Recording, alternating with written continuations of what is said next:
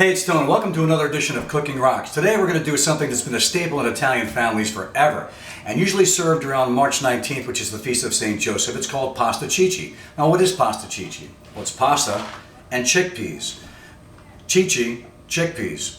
Okay? There's a lot of other ingredients that our family has come to use in this wonderful meal that just rolls over your palate, and it's loaded with a lot of good stuff. Of course, the fiber from the beans, and you can make this vegetarian. Where you could add pancetta or ham or bacon to give it that smoky flavor and have it meat there.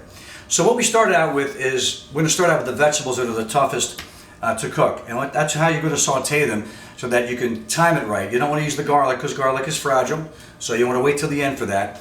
But the toughest thing is fennel. Now what's fennel? If you're like, oh, I don't want fennel because it's black licorice. Relax. Fennel in its raw form does taste like black licorice.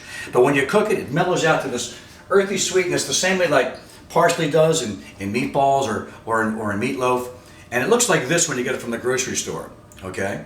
But we cut it down. Well, I'm going to take the tops off and I'm going to save these great leaves for later as garnish, or you could use them in soup.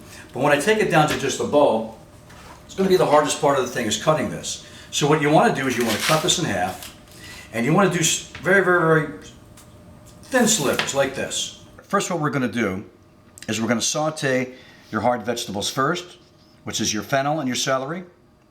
They go first. Once you loosen them up and they start to get a little translucent, then you add your onions, then followed by your pancetta and your garlic, since that's the most fragile. And you don't want them to burn, so that's why we do the toughest first. And then, once we get everything assembled, we're going to cook it for about an hour, no more than that, and then you're going to have this banging meal that you can feed a lot of people with, and you're going to be like a lot of compliments across the table, I'm sure. We'll do that when we come back in just a bit.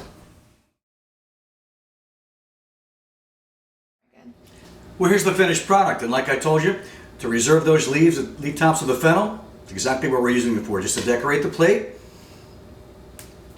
Can't wait to eat it. So for next time, thanks a lot for coming in for Cooking Rocks. Thanks for watching.